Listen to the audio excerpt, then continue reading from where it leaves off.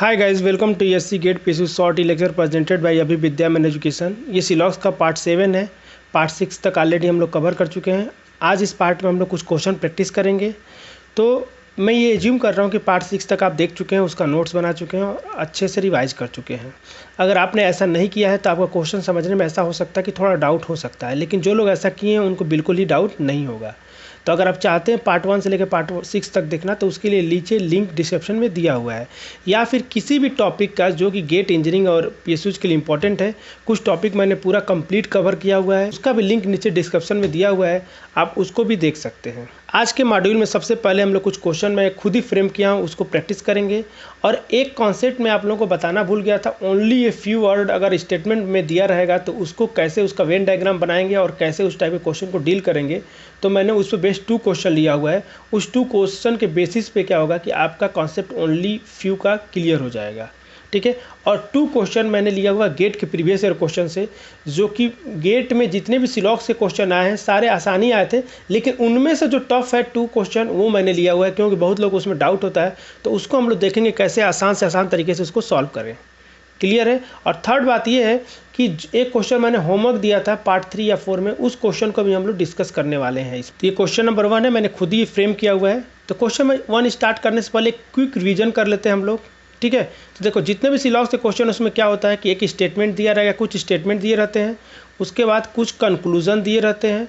अब स्टेटमेंट से ही रिलेट करके कंक्लूजन दिया रहता है और आपको बताता है कि कौन सा कंक्लूजन स्टेटमेंट को फॉलो कर रहा है कि नहीं कर रहा है, और उसके बेसिस पे आपको क्या दिया रहेगा, ऑप्शन दिया रहेगा, ठीक है। तो स्टेटमेंट में क्या क्या वेरिएशन हो सकते हैं, कंक्लूजन में क्या क्या वेरिएशन हो सकते हैं, ऑप्शन में क्या क्या वेरिएशन हो सकते हैं, ये हम लोग पूरा कवर कर चुके हैं पार्ट 6 तक, ठीक है। अब इसमें कुछ भी बचा हुआ नहीं है। आज हम लोग एक बात करने वाले हैं कि स्टेटमेंट में ओनली ए फ्यू अगर लिखा रहेगा तो इसका मतलब क्या होता है, ये भी हम लोग क्वेश्चन के बेसिस पे समझेंगे आज, ठीक है। अब एक चीज़ आप लोग को याद होगा कि जो भी हम लोग एग्जाम्पल लिया था पार्ट 6 तक, उसमें स्टेटमेंट कितने होते थे, 2 होते थे, 2 ही स्टेटमेंट होते थे और 2 ही कंक्लूजन होते थे, ठीक है। और हम लोग करते क्या थे कि दोनों स्टेटमेंट का अलग अलग वेन डायग्राम बनाते थे और उन दोनों को कंबाइन कर देते थे और उसके बेसिस पे कंक्लूजन को हम लोग डिसाइड करते थे। क्लियर है यहाँ तक। लेकिन क्वेश्चन एग्जाम में देखो, गेट में तो ऐसे ही आएगा, 2 स्टेटमेंट का ही आएगा। अभी तक 2 स्टेटमेंट का ही आया है, एक क्वेश्चन बस 3 स्टेटमेंट का है। आज हम लोग उसको देखेंगे भी, ठीक है। तो हम लोग को मैं ज़्यादा पॉसिबिलिटी है कि 2 ही स्टेटमेंट का है। पीएसयूज में भी 2 ही स्टेटमेंट का आता है, 3 स्टेटमेंट का रेयर चांस है। लेकिन फिर भी आपको 3 स्टेटमेंट अगर दिया रहेगा तो उसको कैसे डील करना है, ये चीज़ आपको आना चाहिए, ठीक है। क्योंकि पब्लिक सेक्टर में कई बार आ सकता है, तो उस चीज़ को हम लोग ध्यान में रखते हुए 3 के लिए मैं ये वीडियो लाया हूँ। 3 में इसमें जितने भी स्टेटमेंट दिखेंगे आपको 3 दिखेंगे, और 3 से ज़्यादा भी स्टेटमेंट हो सकते हैं, कंक्लूजन भी 3 से ज़्यादा हो सकते हैं, ठीक है। जैसे ये क्वेश्चन देखो, इस क्वेश्चन में मैंने क्या किया कि स्टेटमेंट लिया है, कितने स्टेटमेंट फ्रेम किया मैंने, 3 स्टेटमेंट फ्रेम किया हुआ है और 3 कंक्लूजन लिया हुआ है। तो 3 स्टेटमेंट है, 3 कंक्लूजन है। तो इस टाइप के क्वेश्चन हमने डील नहीं किया हुआ है, तो इस टाइप के क्वेश्चन को कैसे वेन डायग्राम मिले से बनाएंगे और कैसे इस टाइप के क्वेश्चन को डील करेंगे, वो चीज़ भी हम लोग यहाँ पे सीखने वाले हैं। तो ये क्वेश्चन नंबर 1 से स्टार्ट करते हैं हम लोग, ठीक है। ये बेसिक लाइन है, सबको पता है, इसमें एक ही चीज़ बोले रहेगा, ये देने का तरीका अलग अलग हो सकता है। इसमें एक ही बात बस बताता है आपको कि जो भी स्टेटमेंट दिया है उसको आपको एज्यूम करना है कि ट्रू दिया हुआ है, ठीक है। वो रहे या ना रहे, आपको एज्यूम करना है कि ट्रू दिया, उसके हिसाब से क्वेश्चन को सॉल्व करना है। हम भी वही काम करते हैं, स्टेटमेंट को ट्रू मानते हैं। तो देखते हैं, सबसे पहले स्टेटमेंट की बात करते हैं। हमारे पास स्टेटमेंट 3 दिया हुआ है, जैसा मैं बोला आपको, ठीक है। पहले 2 स्टेटमेंट पे करते थे, अब 3 स्टेटमेंट पे करेंगे। तो देखो, हम लोग पहले क्या करते थे कि 2 स्टेटमेंट के लिए 2 अलग अलग वेन डायग्राम बनाते थे और उसको कंबाइन कर लेते थे, ठीक है। तो ऐसा मैं इसलिए कर रहा था ताकि आपका कॉन्सेप्ट एकदम बेसिक से एकदम जीरो से क्लियर हो जाए, मतलब आपके एकदम कोई भी डाउट ना रह जाए। लेकिन आज के हम लोग जो भी क्वेश्चन सॉल्व करेंगे उसमें केवल एक ही वेन डायग्राम तीनों का कंबाइन एक ही बार में बना लेंगे, और ये चीज़ आपको भी खुद ही डेवलप करना होगा। और मैं 100% श्योर हूँ कि अगर आप पार्ट 6 तक देखें तो आप खुद ही बना लेंगे फिगर को, ठीक है, एक ही में एक साथ, क्योंकि अब बेसिक्स आपके एकदम क्लियर हो चुके होंगे अगर आप उसको फॉलो किए होंगे सारे लेक्चर को, तो ठीक है। तो देखो, स्टेटमेंट का अगर हम लोग बनाए वेन डायग्राम, तो स्टेटमेंट का वेन डायग्राम बनाएंगे तो क्या होगा, ऑल ड्रीम आर पीएसयू, जितने भी ड्रीम्स हैं सब के सब पीएसयूज हैं। तो इसके लिए बनाने के लिए क्या बनेगा, कैसे बनेगा आल के लिए, तो यहाँ पे एक हमने ड्रीम बना दिया, ऐसे एक ड्रीम है, ठीक है। और जितने भी ड्रीम है सारे के सारे क्या हैं, पीएसयूज हैं। तो हमने यहाँ पे एक बना लिया पीएसयूज, ऐसे, ठीक है। अब आगे बोला गया सम पीएसयूज आर प्राइवेट, कुछ पीएसयूज जो है प्राइवेट है। तो यहाँ पे हमने कुछ पीएसयूज को ऐसे प्राइवेट का हम लोग बना लिया, पीएसयू जो प्राइवेट में, तो ऐसे हमने बना लिया प्राइवेट यहाँ तक एकदम क्लियर है। हमने 2 स्टेटमेंट को एक ही में कंबाइन कर दिया। थर्ड स्टेटमेंट देखो, नो प्राइवेट आर सिक्योर, कोई भी प्राइवेट सिक्योर नहीं है। यहाँ पे हमने ऐसे लिख लिया सिक्योर नहीं है। क्लियर है? ऐसे बनाएंगे प्राइवेट और यहाँ पे क्रॉस लगा लेंगे कि प्राइवेट और सिक्योर में कोई भी रिलेशन नहीं दिया हुआ है। क्लियर है? ये एक हमने स्केच डायग्राम बना लिया अपने माइंड में। बस आपको यहाँ पे एक चीज़ ध्यान रखना है कि देखो पीएसयूज और ड्रीम में रिलेशन दिया है, पीएसयूज प्राइवेट में रिलेशन दिया है, प्राइवेट और सिक्योर में दिया हुआ है, और बाकी सबका एक दूसरे से रिलेशन नहीं दिया हुआ है। जैसे मैं बोलूँ क्या ड्रीम और प्राइवेट में रिलेशन दिया नहीं दिया हुआ है। अगर मैं बोलूँ कि पीएसयूज और सिक्योर में रिलेशन दिया है, कोई कुछ नहीं दिया हुआ है। क्लियर है? तो जब कुछ नहीं दिया रहेगा तो आपको थोड़ा सा ध्यान देना है बस। ठीक है, देखो अब कंक्लूजन हमारे पास कितने बच्चों, 3 कंक्लूजन है। आपको चेक करना है तीनों कंक्लूजन को, उसके बेसिस पे ऑप्शन को सिलेक्ट करना है। तो सबसे पहले कंक्लूजन नंबर 1 को चेक करते हैं। तो फर्स्ट कंक्लूजन में क्या लिखा है कि सम पीएसयूज आर नॉट सिक्योर। अब बच्चों देखना, ध्यान देना, बहुत लोग इस वाले क्वेश्चन में गलती यहाँ पे करते हैं कि ये नॉट को ध्यान नहीं देते हैं। आप ये नॉट को बहुत लोग एग्जाम में भूल जाते हैं। Some PSUs are not secure, ये नॉट को आप लोग एग्जाम में भूल जाते हैं और आप क्या एज्यूम कर लेते हो, सम पीएसयूज आर सिक्योर। तो आपको ध्यान रखना है कहाँ नॉट लगा है, नहीं लगा है। इस स्टेटमेंट का मतलब अगर लेमन लैंग्वेज में आपको समझाऊं तो ऐसे बोलूं कि सम पीएसयूज और नॉट सिक्योर का मतलब ये हो गया कुछ पीएसयू जो हैं जो कि सिक्योर नहीं है। ठीक है, और ये जो है डेफिनेट फॉर्म में पूछा गया, याद रखना। देखो ऑप्शन 2 टाइप का होगा। मैं हमेशा बोला हूँ कि ऑप्शन जो होगा, जो भी कंक्लूजन होगा, ऑप्शन का मतलब जो कंक्लूजन होगा 2 टाइप का होता है। या तो डेफिनिट फॉर्म में रहेगा, डेफिनिट में 3 केस बनता है, या तो 100% ट्रू होगा, 100% फॉल्स होगा, या फिर कैन नॉट से सिचुएशन आएगा। अब कैन नॉट से आया है पॉसिबिलिटी वाला केस, तो ये चीज़ ध्यान रखना है आपको, सब कुछ भी हो सकता है। तो पहले वाला जो कंक्लूजन है डेफिनिट फॉर्म में पूछा गया है, या तो ये 100% ट्रू होगा, या 100% फॉल्स होगा, या फिर आप कैन नॉट से कह सकते हैं, तीनों में से होगा। ये पॉसिबिलिटी वाला केस नहीं है, तो ध्यान देना है आपको। सम पीएसयूज आर नॉट सिक्योर, कुछ पीएसयू जो है सिक्योर नहीं है। तो आप देखो बच्चों, इन तीनों स्टेटमेंट के बेसिस पे पीएसयूज और सिक्योर में कोई रिलेशन नहीं दिया है, लेकिन एक रिलेशन हम लोग खुद से स्टेबलाइज कर सकते हैं। और वो क्या हम लोग रिलेशन स्टेबलाइज कर सकते हैं। तो देखो जितने भी प्राइवेट हैं वो सिक्योर नहीं है, और कुछ प्राइवेट हैं जो कि पीएसयूज हैं। इसका मतलब ये देखो, जो एरिया में हाईलाइट कर रहा हूँ, इन दोनों का जो ओवरलैप एरिया है पीएसयूज और प्राइवेट का, ये वाला तो कभी सिक्योर नहीं होगा ना। इसमें इस ओवरलैप एरिया में जितने भी पीएसयूज आएंगे वो सारे के सारे प्राइवेट होंगे और सिक्योर नहीं होंगे, क्योंकि ये प्राइवेट हो गए तो प्राइवेट सिक्योर नहीं है। तो इसका मतलब कुछ पीएसयू तो हैं जो कि सिक्योर नहीं है। इस बात से हम 100% ताल्लुक़ रखते हैं। क्लियर है कि नहीं? आप 100% इस बात से ताल्लुक़ रखते हैं कि कुछ पीएसयू जो है सिक्योर नहीं है। ये जो ओवरलैप एरिया में है, यही आपसे पूछा गया है, सम पीएसयूज आर नॉट सिक्योर। यानी कि आप 100% श्योर हैं कि ये जो सेंटेंस दिया है, क्या दिया हुआ है, सही दिया हुआ है। जब कोई भी कंक्लूजन सही निकलता है 100%, उसको हम मानते हैं कि फॉलो कर रहा है। तो जब फर्स्ट कंक्लूजन फॉलो कर रहा है तो आपको सेकेंड थर्ड की चेक करने की जरूरत नहीं है। सबसे पहले आप ऑप्शन पे जाइए, देखिए कौन कौन सा ऑप्शन आप रिड्यूस कर सकते हैं। तो देखो ओनली 1 फॉलो, ये हो सकता है, मे भी हो सकता है। ओनली सेकेंड और थर्ड फॉलो, ये तो कभी हो ही नहीं सकता, क्योंकि 1 फॉलो कर रहा है तो ऑप्शन में 1 का होना बहुत ज़रूरी है। इसका मतलब ये बी नहीं हो सकता है। क्लियर है? सी को देखते हैं, only first and second follow. यहाँ पे ओनली 1 एंड सेकेंड बोला है, तो 1 अवेलेबल है, तो ये ऑप्शन पॉसिबल है। थर्ड में डी ऑप्शन में क्या, ऑल फॉलो, सारे के सालों फॉलो कर रहे हैं, तो ये भी ऑप्शन आपका पॉसिबल है। तो यानी कि फर्स्ट कंक्लूजन से केवल एक ही ऑप्शन रिड्यूस हुआ। एग्जाम में ऐसा हो सकता है कि 2-3 ऑप्शन रिड्यूस हो जाएँ।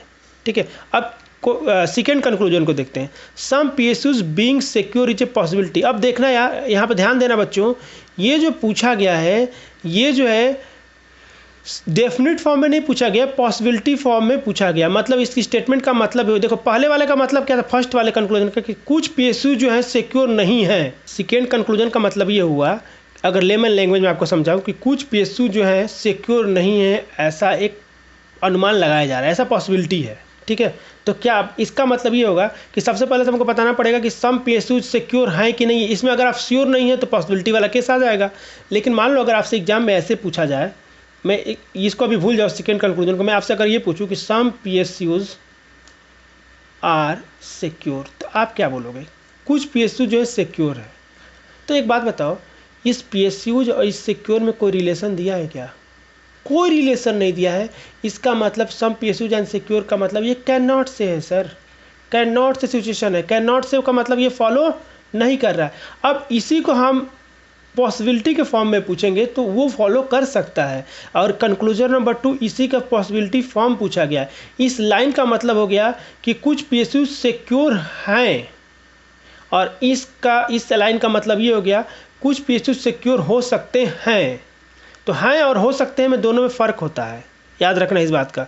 जो लोग रेगुलर फॉलो कर रहे हैं उनको ये बात एकदम क्लियर होगी। अब देखो कुछ पीएसयू सिक्योर हो सकते हैं, तो देखो ऐसा हो सकता है कि ये सिक्योर वाला डायग्राम पीएसयू के अंदर हो, तो हम श्योर नहीं है कि पीएसयू और सिक्योर में क्या रिलेशन है। तो कुछ पीएसयू जो है सिक्योर होना एक पॉसिबिलिटी हो सकता है, मतलब कुछ पीएसयू सिक्योर हो सकते हैं, यानी कि सेकेंड कंक्लूजन भी फॉलो कर रहा है। जब हमको पता चल गया कि सेकेंड कंक्लूजन फॉलो कर रहा है, अब सेकेंड के बाद हम तुरंत ऑप्शन चेक करेंगे कौन सा ऑप्शन चला गया। तो फर्स्ट ऑप्शन को देखो, ओनली 1 फॉलो, भाई 1 और 2 दोनों फॉलो कर रहा है, इसका मतलब ये ऑप्शन तो नहीं होगा। C option, only 1 and second follow, ये दोनों का दोनों दिया, तुरंत टिक करो, आगे बढ़ जाओ। ऐसा करोगे तो आपको माइनस मार्क्स मिल जाएगा। ध्यान रखना है कि ऑप्शन रिड्यूस करते वक्त आपको ध्यान रखना है कि अभी श्योर नहीं हो आपकी, ये ऑप्शन सी हो सकता है, एक पॉसिबिलिटी है, श्योर नहीं हो आप। डी ऑप्शन को देखो, डी अगर गलत हो गया तो सी सही होगा। डी देखो ऑल फॉलो, मतलब फर्स्ट सेकंड तीनों फॉलो कर सकता है। तो यहाँ पे सी और डी दोनों ऑप्शन अभी पॉसिबल हैं। जब तक हम थर्ड को चेक नहीं करेंगे हम श्योर नहीं होंगे कि सी सही है कि डी सही है। तो थर्ड को चेक करते हैं। थर्ड में क्या बोला है कि some dream are not secure. तो देखो बच्चों यहाँ पर ध्यान देना, यहाँ भी नॉट वर्ड यूज किया है। तो बहुत लोग जल्दी में यहाँ पे गलती क्या होता है कि सम ड्रीम आर सिक्योर को चेक कर लेते हैं और उसके हिसाब से ऑप्शन को टिक कर लेते हैं, जो कि गलत हो जाता है। आपको ध्यान रखना है, यहाँ पे पूछा गया है कि some dream are not secure. और दूसरा चीज़ यहाँ पे कि डेफिनेट फॉर्म में पूछा है, पॉसिबिलिटी के फॉर्म में नहीं पूछा। आपसे ये पूछा गया है, कि आपसे सीधे पूछा है कि some dream are not secure, मतलब कुछ सपने ऐसे हैं जो कि सिक्योर नहीं है। अब ये नहीं पूछा गया कुछ सपने ऐसे हैं जो सिक्योर नहीं हो सकते हैं, ऐसा नहीं पूछा गया। आपसे श्योर पूछा गया डेफिनेट फॉर्म में। अब देखते हैं डायग्राम को, some dream are not secure. तो ड्रीम और सिक्योर में देखो, तो ध्यान से देखो बच्चों, ड्रीम और सिक्योर में कोई रिलेशन दिया है क्या? नहीं दिया है। तो सिक्योर हो भी सकते हैं, ड्रीम नहीं भी हो सकते हैं, कुछ कह नहीं सकते। और आपसे पूछा है क्या यहाँ पे सिक्योर नहीं है, भाई कैसे श्योर हो भी सकता है नहीं भी हो सकता है। तो ये कैन नॉट से सिचुएशन है, और जब कैन नॉट से सिचुएशन होता है बच्चों, इसका मतलब ये कंक्लूजन फॉलो नहीं कर रहा है। तो इस क्वेश्चन में कंक्लूजन 1 और 2 फॉलो कर रहा है। 1 और 2 फॉलो का मतलब क्या होगा? सी इज़ द करेक्ट आंसर। ठीक है, तो इस क्वेश्चन का आंसर है सी इज़ द करेक्ट आंसर। ठीक है, ध्यान रखेंगे। ये क्वेश्चन मैंने खुद ही फ्रेम किया था, ये आपके फ्यूचर के ऊपर है। बहुत सारे पीएसयू प्राइवेट होते जा रहे हैं, जो करंट गवर्नमेंट है वो जितने भी पीएसयू हैं सबको प्राइवेट बनाती जा रही है। तो उसी पे बेस पे मैंने एक क्वेश्चन फ्रेम कर दिया। ठीक है, मैं चाहता हूँ कि आप लोग कमेंट करके बताओ कि आप लोग इस बारे में क्या सोचते हो कि क्या जो जितने भी पीएसयू हैं सब प्राइवेट होने चाहिए कि नहीं होने चाहिए। ठीक है, मेरा ओपिनियन ये है कि सारे के सारे प्राइवेट तो नहीं होने चाहिए, क्योंकि गवर्नमेंट एम्प्लॉय का होना बहुत ज़रूरी है, तभी चीज़ें बैलेंस हो पाएंगी। अब आप लोग क्या सोचते हैं, आप लोग का क्या ओपिनियन है, कमेंट करके बताओ। अगर आपको कुछ लगता है, आप लोग कुछ सोचते हो इसके बारे में। ये क्वेश्चन नंबर 2 है। क्वेश्चन नंबर 2 भी मैंने खुद ही फ्रेम किया हुआ है। क्वेश्चन नंबर 2 में भी मैंने क्या लिया, स्टेटमेंट 3 स्टेटमेंट लिया हुआ है। 3 स्टेटमेंट लिया हुआ है ताकि आप लोगों को 3 स्टेटमेंट का कॉन्सेप्ट एकदम क्लियर हो जाए। ठीक है, और कंक्लूजन यहाँ पे मैंने 2 ही कंक्लूजन लिया हुआ है। तो सबसे पहले क्या करेंगे, इन तीनों का वेन डायग्राम एक ही साथ बनाना सीखेंगे, एक ही साथ कंबाइन करेंगे। अब अलग अलग नहीं बनाना है। तो फर्स्ट स्टेटमेंट का वेन डायग्राम बनाते हैं फर्स्ट स्टेटमेंट के हिसाब से। तो सम बाइक्स आर कार्स, तो कुछ जो बाइक्स हैं कार हैं। तो हमने यहाँ पे ऐसे बना लिया, हमने यहाँ पे कार बना लिया और यहाँ पे हमने एक बाइक बना लिया ऐसे डायग्राम। इसका मतलब ऐसे ही हम लोग बनाते हैं डायग्राम को। नेक्स्ट देखते हैं, सम बसेज आर बाइक, कुछ बस हैं जो बाइक है। इसका मतलब बाइक्स और बस में कुछ है, तो यहाँ पर हमने बसेज बना लिया।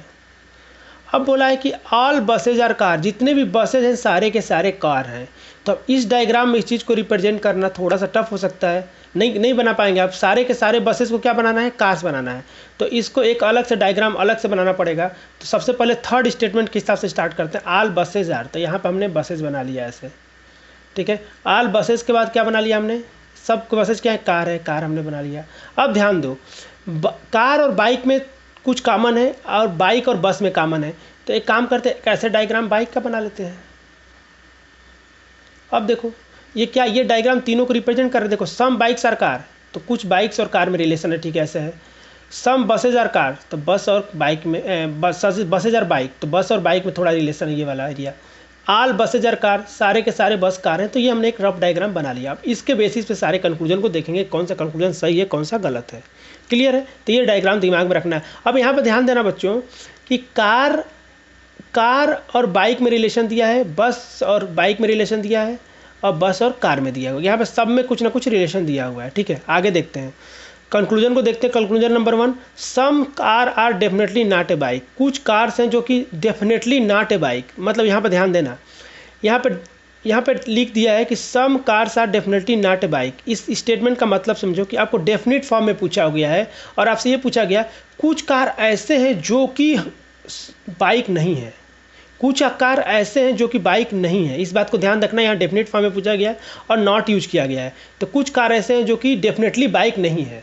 तो देखो इस फिगर को देखो, तो कार और बाइक। अब एक बात बताओ, क्या ऐसा पॉसिबल है? आप यहाँ पे खुद सोचो कि बाइक ऐसे बना दिया मैंने, ये पूरा कार बना दिया, तो ऐसा श्योर, आप 100% श्योर हो कि कुछ कार बाइक नहीं होंगी?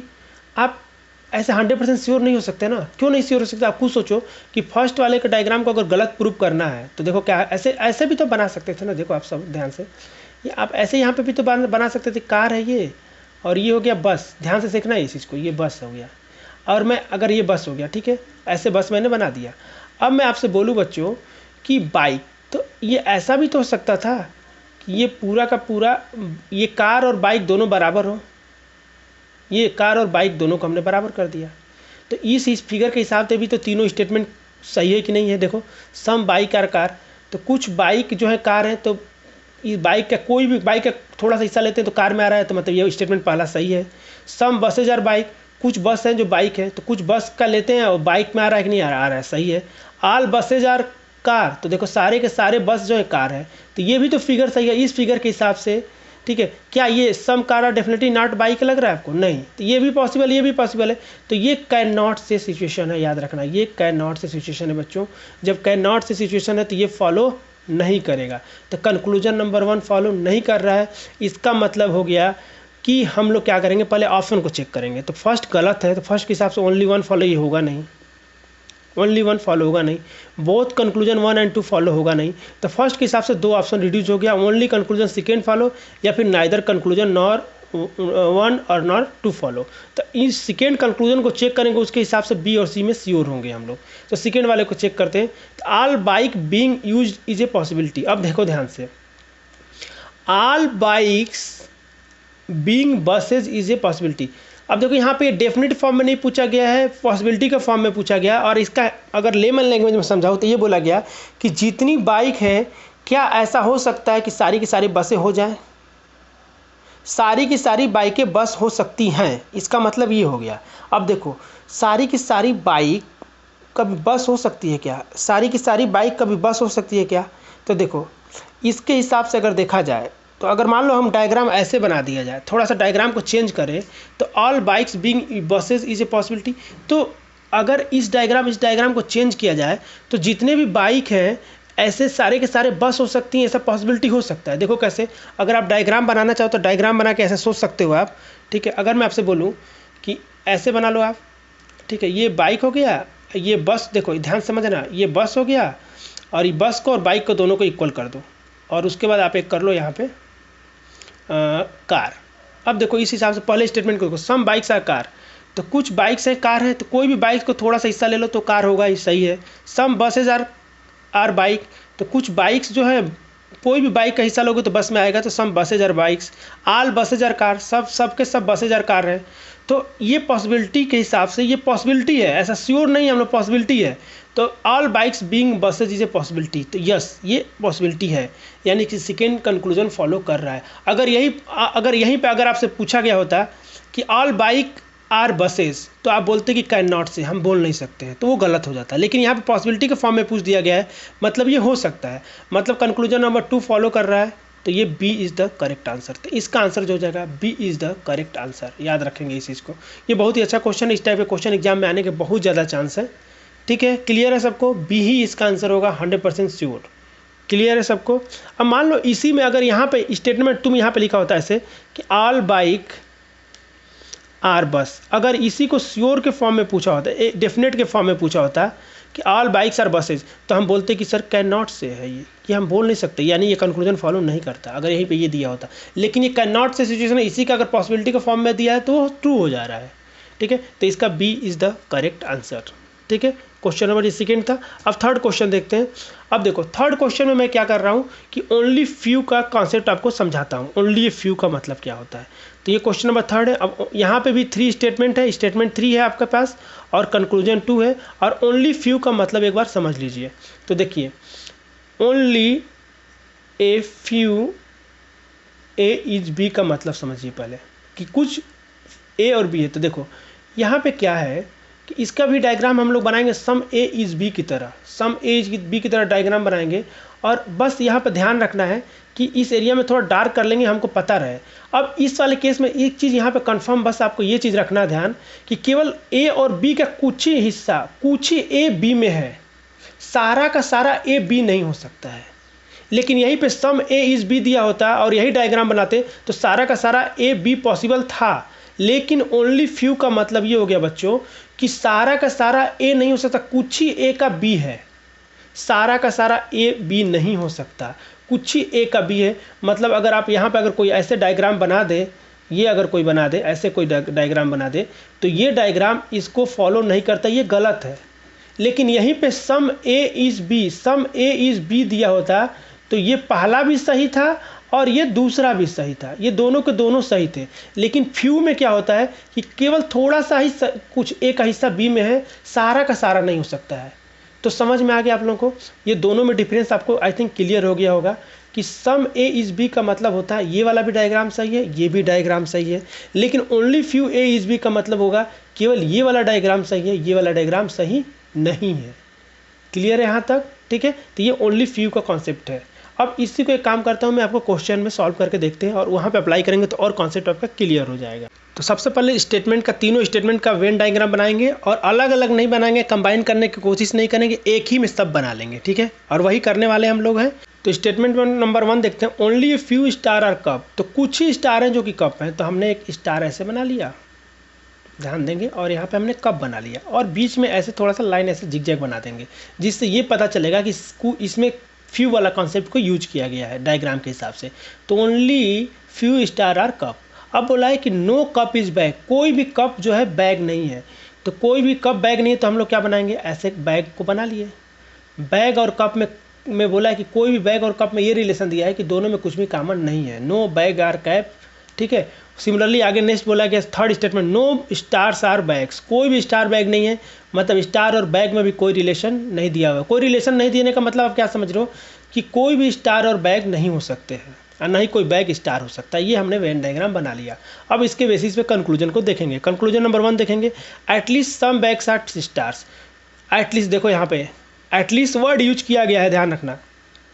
तो कंक्लूजन में जब भी एटलीस्ट सम के साथ आएगा, ध्यान रखना सम के साथ, तो आप एटलीस्ट को इग्नोर कर सकते हो, कोई दिक्कत। देखो एटलीस्ट का मतलब भी सम होता है, मतलब कुछ, और सम का मतलब भी सम, तो पता ही आपको। तो आप जब भी एटलीस्ट के सम के साथ एटलीस्ट वर्ड आए तो आप इसको इग्नोर कर सकते हो, कोई दिक्कत नहीं है। आप एज्यूम कर लो कि नहीं दिया हुआ है, आप सीधे आपको ये पता करना है कि सम बैग्स आर स्टार, और ये डेफिनेट फॉर्म में पूछा गया, यहाँ पे कोई भी पॉसिबिलिटी नहीं है। तो सम बैग्स आर स्टार मतलब कुछ बैग्स जो हैं स्टार हैं, ये पूछा गया है। ऐसा नहीं पूछा गया कि सम बैग्स आर स्टार, कुछ बैग स्टार हो सकते हैं, ऐसा नहीं पूछा गया। आपसे ये पूछा गया कि कुछ बैग जो हैं स्टार हैं। तो देखो फिगर को देखो, बैग्स और स्टार, तो ये बैग है और ये स्टार है। तो नो बैग्स आर स्टार दिया हुआ है, तो सम बैग्स आर स्टार कभी हो सकता है क्या? इसका मतलब ये हो गया कि 100% ये जो दिया हुआ है ये गलत दिया हुआ है, 100% गलत दिया। 100% गलत देने का मतलब हो गया कि ये फॉलो नहीं कर रहा है, तो फर्स्ट कंक्लूजन फॉलो नहीं कर रहा है। जब फर्स्ट कंक्लूजन फॉलो नहीं कर रहा है तो सीधे हम लोग क्या करेंगे, ऑप्शन के पास जाएंगे। ऑप्शन में देखेंगे कौन कौन सा ऑप्शन रिड्यूस हो रहा है। ओनली कंक्लूजन 1 फॉलो, गलत, फॉलो ही नहीं कर रहा है। ओनली कंक्लूजन 2 फॉलो, हो भी सकता है। नाइदर कंक्लूजन 1 और not 2 follow, both conclusion 1 and 2 follow. भाई पहला तो फॉलो नहीं करे तो बोथ की बात ही नहीं कर सकते, तो ये यहाँ पे ये भी ऑप्शन चला गया। तो फर्स्ट कंक्लूजन चेक करने से ए और डी ऑप्शन चला गया। तो देखो बच्चों, जब एक कंक्लूजन चेक करने के बाद ऑप्शन रिड्यूस करने का फ़ायदा ये होता है, मान लो एग्जाम हॉल में आप हो, अगर फर्स्ट ऑप्शन को आपको पता है कि फर्स्ट कंक्लूजन फॉलो नहीं करता, 2 ऑप्शन आपने हटा दिया।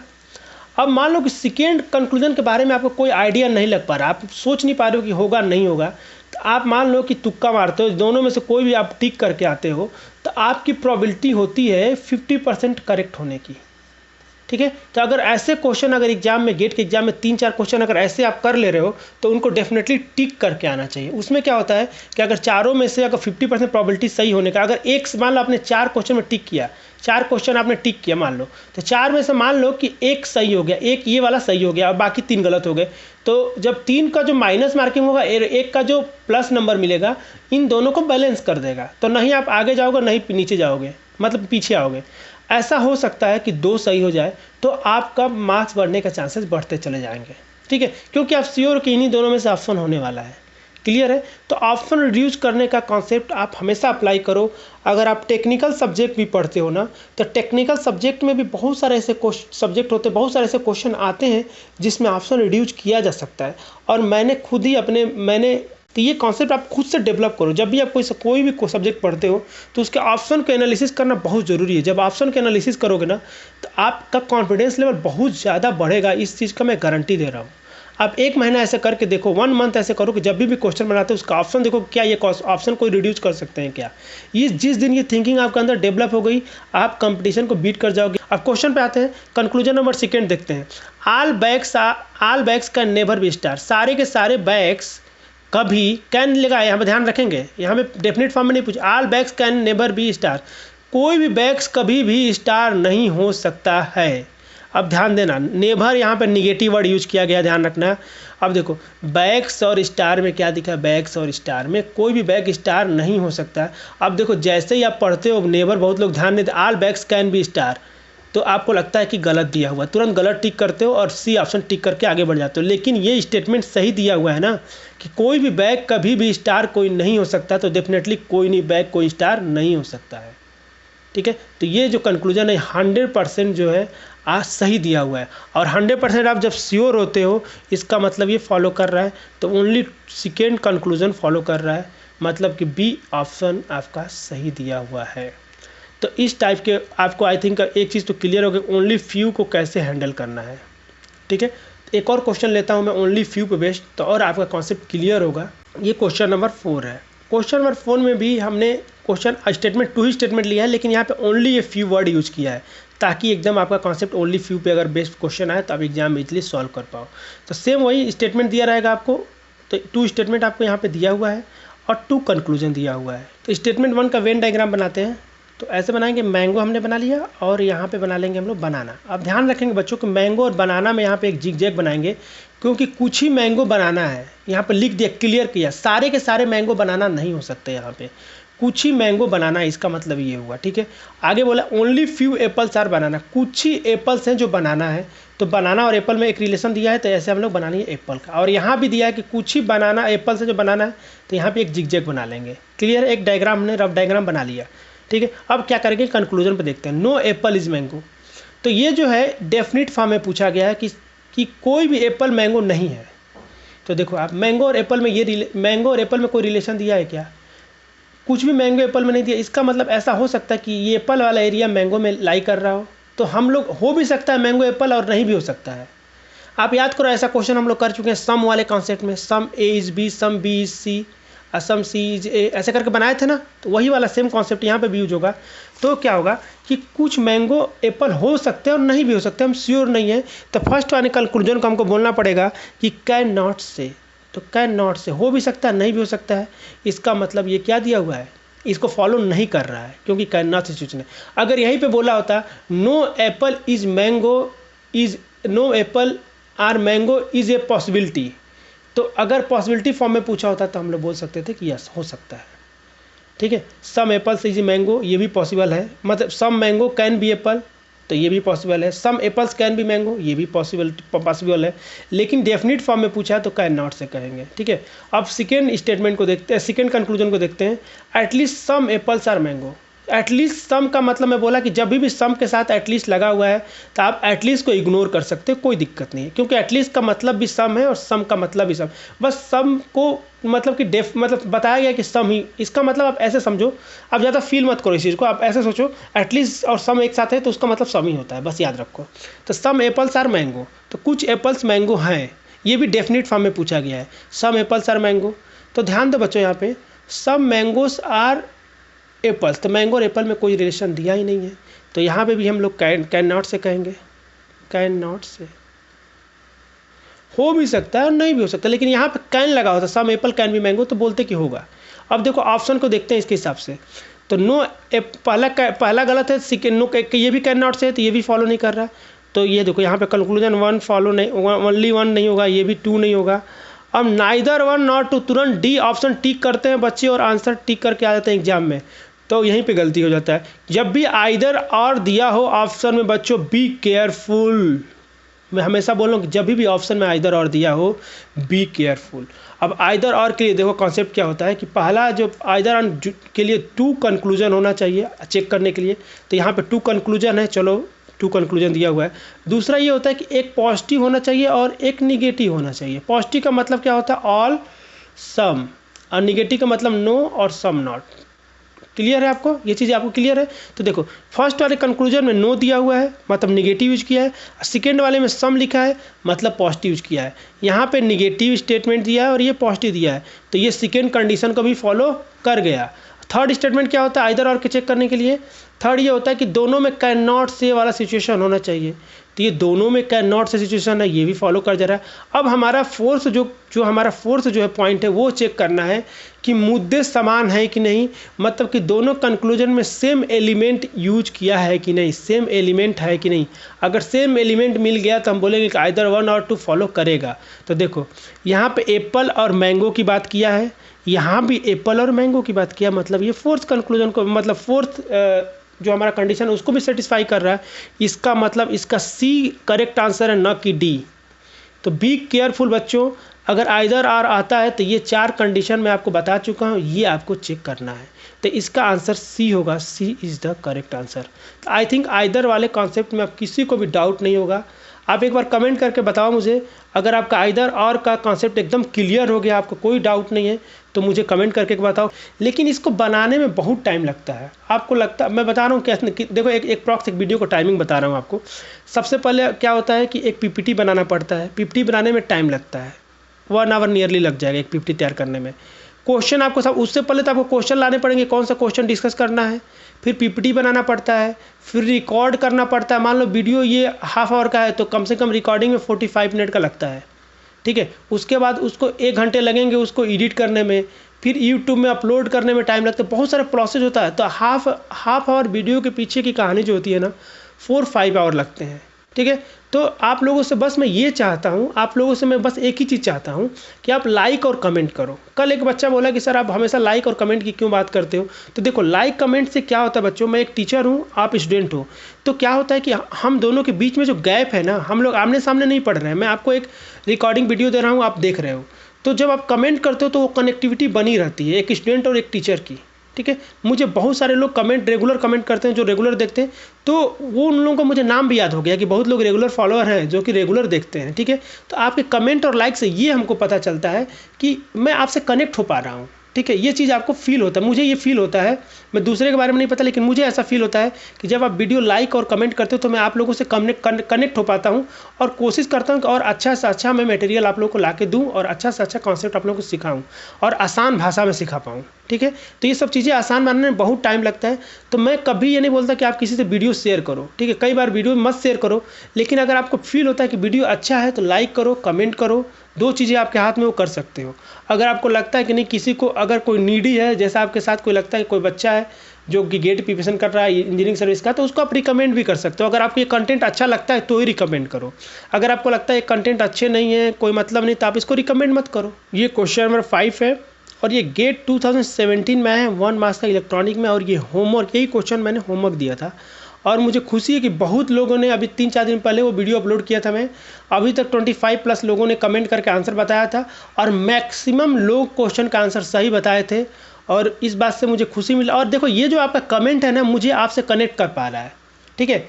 ये चीज़ें आपको मुझे आपसे कनेक्ट कर रही हैं कि आपने, कोई तो है जो देख रहा है और चीज़ों को सीख रहा है, और आपको अच्छा लग रहा है, आप सीख रहे हो, आप सही आंसर निकाल रहे हो, ये बहुत अच्छी बात है, ठीक है।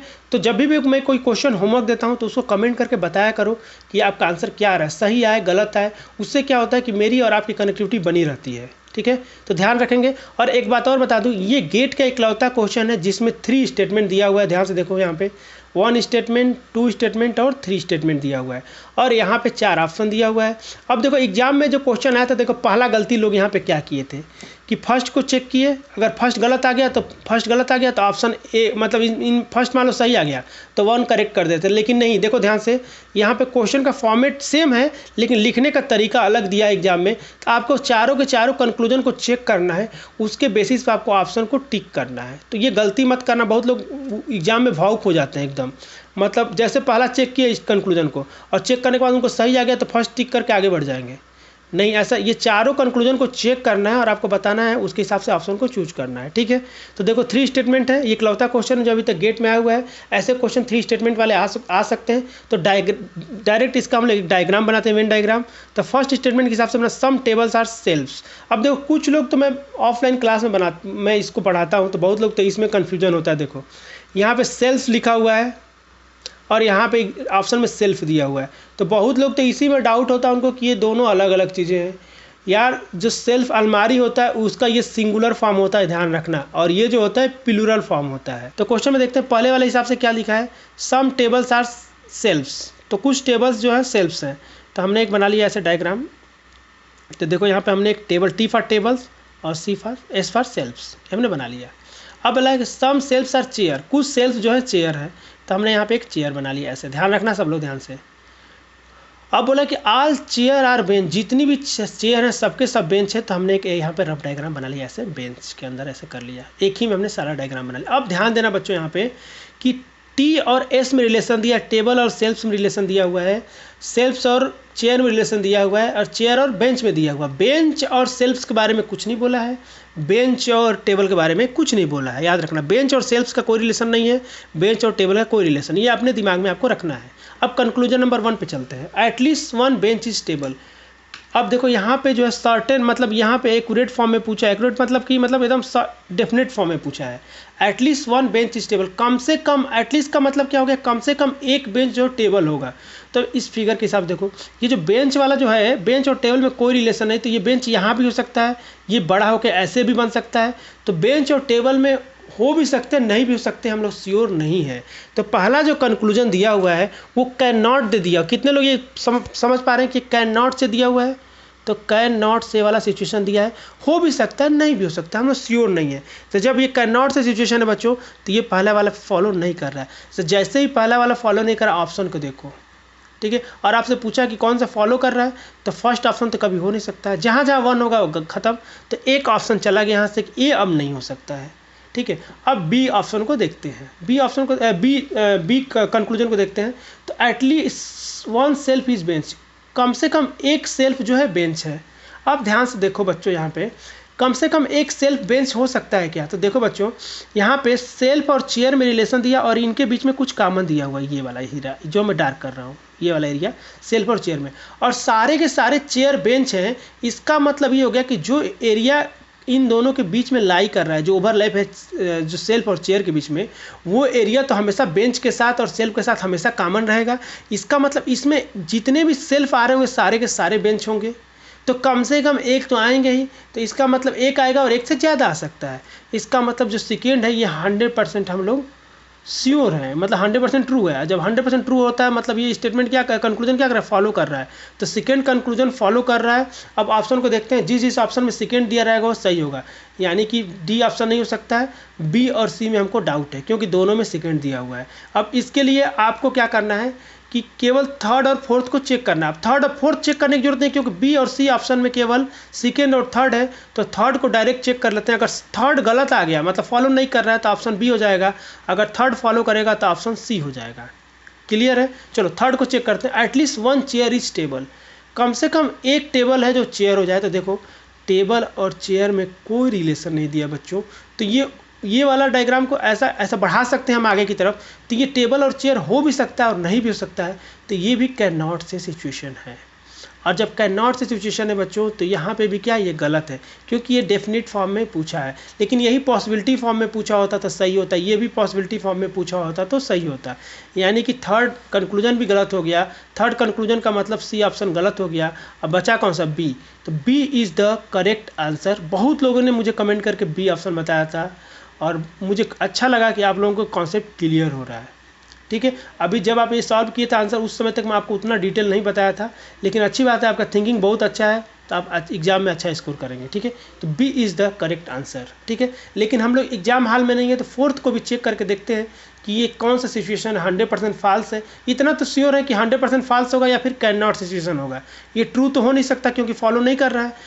देखते हैं, ऑल बेंच आर चेयर, सारे के सारे बेंच चेयर हो सकते हैं क्या? तो बच्चों एक बात बताओ, सारे के सारे चेयर बेंच है, तो सारे के सारे बेंच चेयर हो सकते हैं, ऐसा पॉसिबिलिटी है, श्योर नहीं होंगे, तो ये भी कैन नॉट से वाला सिचुएशन है, ये भी कैन नॉट से सिचुएशन वाला है, मतलब कि ये भी गलत दिया हुआ है। बहुत लोग यहाँ पर डाउट हो सकता है। देखो आप लोग याद करो कि हम लोग कैसे बोलते थे, ऑल ए इज़ बी बोलते थे ना। तो ऑल ए इज़ बी का मतलब होता है कि ए ऐसे रहेगा, बी रहेगा, लेकिन एक ऐसा भी तो फिगर बनाते थे कि ए और बी दोनों बराबर हो जाए, तो यहाँ पे ऑल बी इज ए हो जाता था।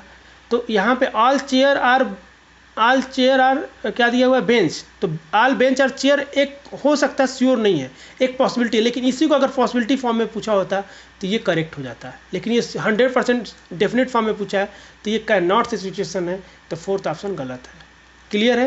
ये बहुत ही प्यारा क्वेश्चन था, बहुत लोगों से एग्जाम में ये क्वेश्चन नहीं बना था जिस साल आया था, क्योंकि जब मैं गेट 2017 के बहुत सारे बच्चे जब पेपर दे के आए थे, तो बहुत सारे बच्चों से मैं डिस्कस किया था, तो बहुत लोगों को इस क्वेश्चन में डाउट हो गया था, ठीक है। तो आई थिंक आपका एक एक डाउट क्लियर हो गया होगा। ये क्वेश्चन नंबर 6 है। तो क्वेश्चन नंबर 6 में बच्चों, ये गेट 2018 में आया हुआ है 2 मार्क्स का मैकेनिकल में, ये बहुत ही अच्छा क्वेश्चन है, ठीक है। ये 5 स्टार क्वेश्चन है, और ऐसा क्वेश्चन आया था, मैं 100% श्योर हूँ कि 90% जो जनता होगी ना, गलत करके आई होगी। मतलब बहुत लोग तो किए नहीं, पहली बात कि मैं बता रहा हूँ कि 90% लोग तो किए नहीं होंगे, और 90 में से अगर जो 10% जो बच्चे जो किए होंगे, उनमें से 90% गलत होंगे, ठीक है। ये क्वेश्चन था जो सोचने वाला था। इसको अगर मैं घर पे बोलूँगा आप करने के लिए, तो आप आसानी से क्वेश्चन को सॉल्व कर लेंगे, लेकिन एग्जाम हॉल में इतना प्रेशर है कि होता है कि इतना सोचना टफ हो जाता है, ठीक है। तो सोचना टफ हो जाता है, तो देखते हैं क्वेश्चन में क्या क्या दिया हुआ है, कैसे इसको डील करना है। क्वेश्चन में 3 स्टेटमेंट दिया हुआ है। स्टेटमेंट नंबर 1 में दिया है सम रोजेज आर रेड, और स्टेटमेंट 2 में दिया all red flower fade quickly, some roses fade quickly. देखो एक्चुअली ये मैं बोलूँ आपसे, तो ये जो है वेन डायग्राम का क्वेश्चन नहीं है, लेकिन वेन डायग्राम के कॉन्सेप्ट की यूज करके क्वेश्चन को सॉल्व किया जा सकता है। सिलॉक्स का जो है ये कोडेड फॉर्म है, ये बैंकिंग में से क्वेश्चन आते हैं। आप लोगों में ऐसा आने का चांस, क्वेश्चन बहुत रेयर चांस है, लेकिन गलती से उसने दे दिया था गेट 2018 में, क्योंकि इतना डिटेल में कोई नहीं पढ़ता और इतना सोचने की मतलब, लेकिन ये 2 मार्क्स में दिया, तो आपको टाइम भी दिया, आपको 3 मिनट, तो आप ऐसा सोच सकते हैं, ठीक है। लेकिन ऐसा क्वेश्चन आने का चांसेस रेयर है, लेकिन आ भी सकता है, ठीक है। देखते हैं इस टाइप के क्वेश्चन को कैसे डील करेंगे। देखो इस टाइप के क्वेश्चन को वेन डायग्राम से हम लोग डील कर सकते हैं। 3 स्टेटमेंट दिया है, अब उसमें क्या ऑप्शन में क्या क्या चेंजेस किया है कि पहला ट्रू है, दूसरा फॉल्स है, तो पहले 2 स्टेटमेंट को ट्रू फॉल्स करके तीसरे स्टेटमेंट के कंक्लूजन के फॉर्म में पूछा हुआ है। मतलब इस वेन डायग्राम में क्या हुआ है कि फर्स्ट जो स्टेटमेंट है, ये दोनों स्टेटमेंट जो है जो स्टेटमेंट के फॉर्म में दिया हुआ है क्वेश्चन के हिसाब से, और ये कंक्लूजन, ये देखो ध्यान से अगर समझोगे क्वेश्चन को, तो ये दोनों के दोनों स्टेटमेंट दिए हुए हैं और ये कंक्लूजन दिया हुआ है। अब स्टेटमेंट में ये गलत है सही है, उसके हिसाब से आपको थर्ड को बताना है। क्लियर है? तो देखो इस पहले वाले स्टेटमेंट को देखते हैं, पहले वाले ऑप्शन के हिसाब से देखते हैं। इफ़ 1 इज़ ट्रू, तो 1 को ट्रू बनाते हैं। तो 1 क्या है, सम रोजेज आर रेड, तो रोड और सम रोजेज आर रेड का कैसे डायग्राम बनाएंगे, तो यहाँ से हम लोग बना लेंगे रोजेज आर रोज, और ये हो गया रेड, ठीक है। ये सम रोजेज आर रेड बना लिया हमने। अब आगे बोला कि and second is false, second को हमको फॉल्स बनाना है। अब बोला है कि ऑल रेड फ्लावर, जितने भी रेड फ्लावर हैं, तो बच्चों देखो एक मान लेते हैं कि ये फ्लावर का पूरा ये फ्लावर है, ये पूरा का पूरा फ्लावर को रिप्रेजेंट कर रहा है, ये फ्लावर को रिप्रेजेंट करता है, और इसमें से ये जो है ये रोजेज़ है, और रोजेज में से कुछ रोज रेड है, और ये फ्लावर में से कुछ फ्लावर रेड होंगे। अब बोला है कि all red flower are fade quickly, ठीक है। तो जितने भी रेड फ्लावर हैं वो फेड हो जा रहे हैं जल्दी से, तो और इसको हमको फॉल्स मानना है। फॉल्स मानने का मतलब इसका उल्टा मानना पड़ेगा, मतलब कि फेड नहीं हो रहे हैं। तो रेड जितने भी फ्लावर हैं वो फेड नहीं हो रहे हैं, इसका मतलब ये हो गया कि हम ऐसे एक डायग्राम बनाएंगे और फेड क्विकली का एक डायग्राम बना लेंगे, और इन दोनों में कोई रिलेशन नहीं होगा। मतलब जितने भी रेड फ्लावर होंगे फेड क्विकली नहीं हो रहे होंगे, क्योंकि हमको फॉल्स मानना है। अब आगे बोला गया देन थर्ड इज फॉल्स, तो आपको बताना है उसके हिसाब से थर्ड फॉल्स है क्या। अब थर्ड स्टेटमेंट को देखते हैं, सम रोजेज फेड क्विकली, कुछ रोजेज हैं जो फेड हो जाते हैं क्विकली, कुछ रोज हैं जो कि फेड हो जाते हैं क्विकली। आप खुद सोचो कि रोज़ और फेड में कुछ रिलेशन दिया है क्या, रोज़ और फेड में कुछ रिलेशन दिया है क्या, नहीं। लेकिन एक चीज़ क्लियर है कि जो रोज़ रेड हैं, कुछ रोड जो है रोजेस जो है रेड है, वो जो है फेड क्विकली नहीं होंगे जो रोज़ रेड होंगे। लेकिन यहाँ पे सारे के सारे रोज़ में, यहाँ पर रेड रोज़ तो नहीं लिखा आपके बारे में, तो सारे के सारे रोजेज़ की बात की तो सारे के सारे रोजेज़ में जो रेड रोज़ हैं वो फेड क्विकली नहीं होंगे। लेकिन बाकी जो रोजेज़ होंगे, जो रेड के अलावा जो रोज़ होंगे, वो फेड क्विकली हो भी सकते हैं और नहीं भी हो सकते, तो हम कह नहीं सकते हैं। तो ये जो है कैन नॉट से वाला सिचुएशन हो जाएगा। इसका मतलब ये जो है नहीं हम श्योर हैं, नहीं हम लोग श्योर हैं, और मतलब श्योर नहीं है, ये हो भी सकता है नहीं हो सकता है। तो ये लेकिन यहाँ पे बोला है कि नहीं हो रहा है, इसका मतलब ये वाला जो स्टेटमेंट दिया है गलत दिया हुआ है। ठीक है, अब सेकेंड वाले को देखते हैं। 1 is true, second is false. तो सेम स्टेटमेंट यहाँ पे यूज किया है और थर्ड के बारे में ट्रू बोला है। तो देखो हो भी सकता है नहीं भी हो सकता है, तो यहाँ पे केवल बोल रहा है कि हो रहा है, इसका मतलब ये भी क्या है, ये भी गलत दिया हुआ है। ये दोनों को दोनों ऑप्शन क्या है, गलत हो जाएंगे, क्योंकि पहले वाले को जब ट्रू मान रहे हैं, दूसरे वाले को फॉल्स मान रहे हैं, तो थर्ड वाला ट्रू हो सकता है या फॉल्स, दोनों में से कुछ भी हो सकता है। तो इन दोनों को अलग अलग दिया है, तो इसको हम लोग मान नहीं सकते। लेकिन हाँ, इन दोनों में अगर कोई थर्ड ऑप्शन माना था आइदर और का, तो वो थर्ड वाला ऑप्शन आपका सही हो जाएगा। क्लियर है, तो ए और बी दोनों नहीं होंगे। थर्ड वाले ऑप्शन को देखते हैं। इफ़ 1 and 2 आर ट्रू, दोनों को दोनों ट्रू मानेंगे, तो दोनों को ट्रू मानेंगे तो फर्स्ट वाले को बनाएंगे तो कैसे बनेगा, देखो ऐसे बनेगा रोजेस, ठीक, और यहाँ पे हो गया रेड। अब इसको अगर ट्रू बनाएंगे बच्चों, तो सारे के सारे रेड क्या है, सारे के सारे रेड फ्लावर क्या है, फेड क्विकली हो जा रहे हैं, और ये सारा का सारा फ्लावर है ऐसे। अब देखो जब ऐसे बना लेंगे तो एक चीज़ बताओ, तो थर्ड इज ट्रू।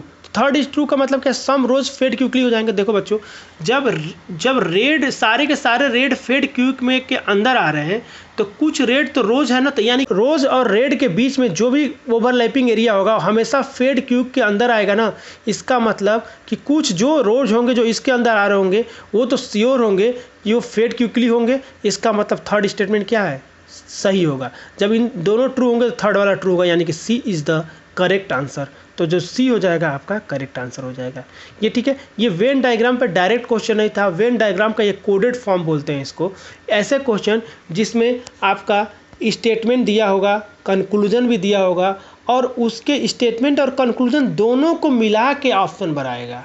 पहले क्या होता था कि स्टेटमेंट अलग दिया रहता था, कंक्लूजन अलग दिया रहता था, और कंक्लूजन पे बेस्ड ऑप्शन होते थे। लेकिन इस क्वेश्चन में क्या किया गया है कि स्टेटमेंट और कंक्लूजन दोनों को मिक्स करके ऑप्शन बनाया गया है।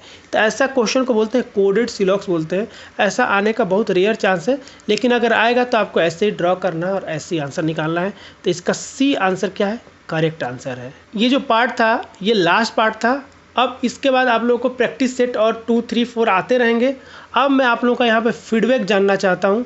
जो लोग सारे वीडियो देखे हैं, ठीक है, जो लोग सारे के सारे वीडियो देखे हैं, मैं चाहता हूँ कि आप अपना फीडबैक दें। फीडबैक कैसे देना है, आपको कमेंट करके बताना है कि क्या आपके सिलॉक्स से कॉन्सेप्ट क्लियर हो गए, क्या कैसा लगा आपको, कैसा फील हो रहा है पढ़ने के बाद सिलॉक्स को। ठीक है, तो जो लोग पूरा लेक्चर देखें फर्स्ट पार्ट से लेकर 7 तक, वो फीडबैक देना ना भूलें।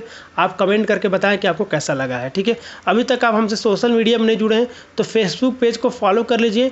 यहाँ पर डेली एक क्वेश्चन पोस्ट होता है और उसका आंसर भी देता हूँ मैं, तो आप डेली एक क्वेश्चन आपको मिल सकता है। PDF के लिए टेलीग्राम चैनल ज्वाइन कर लें। ठीक है, आज ही मैं सिलॉक्स का PDF डलवा देता हूं मैं आपको। ठीक है, तो आपका सिलॉक्स का PDF आज ही आप लोग को मिल जाएगा इस टेलीग्राम चैनल पे। ठीक है, अगर जो लोग फेसबुक नहीं चलाते हैं तो आप इंस्टाग्राम पे फॉलो कर लीजिए। इंस्टाग्राम पे सेम क्वेश्चन पोस्ट होता है, तो डेली आपको क्वेश्चन एक प्रैक्टिस के लिए मिल जाएगा। ठीक है, अगर फेसबुक का ग्रुप ज्वाइन करना चाहते हैं तो फेसबुक का ग्रुप भी ज्वाइन कर सकते हैं।